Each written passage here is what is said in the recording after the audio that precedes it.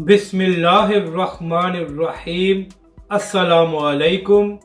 आप देख रहे हैं यूट्यूब चैनल आम सी बातें। तहरीक लब्बैक पाकिस्तान के अंदरूनी मामलात बिगड़ गए। मेजर यकूब सैफी साहब ने बड़ा ऐलान कर दिया और अब तहरीक लब्बैक के सरबरा अल्लामा साद हुसैन रिजवी को खुद एक्शन लेना पड़ेगा। इस वीडियो में हम इसी के मुतालिक बात करेंगे।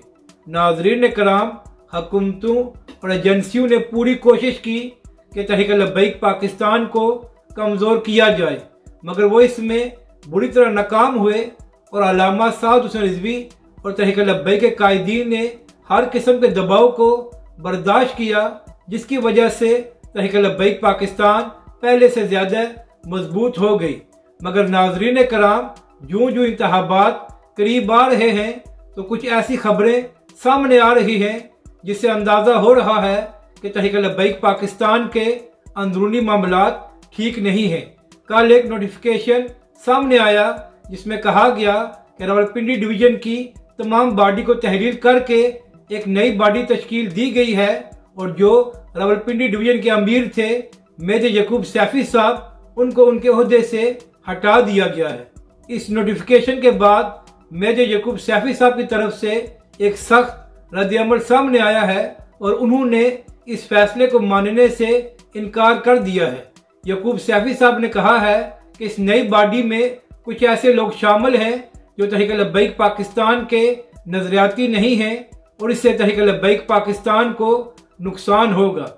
नाजरीन कराम, यहाँ पर अहम बात यह है कि मेजर यकूब सैफी साहब उन लोगों में शामिल होते हैं जो अल्लामा खादिम हुसैन रिजवी अलैहिर्रहमा के बहुत करीबी साथी थे और हर मुश्किल में वो तहरीक लब्बैक पाकिस्तान के साथ खड़े रहे।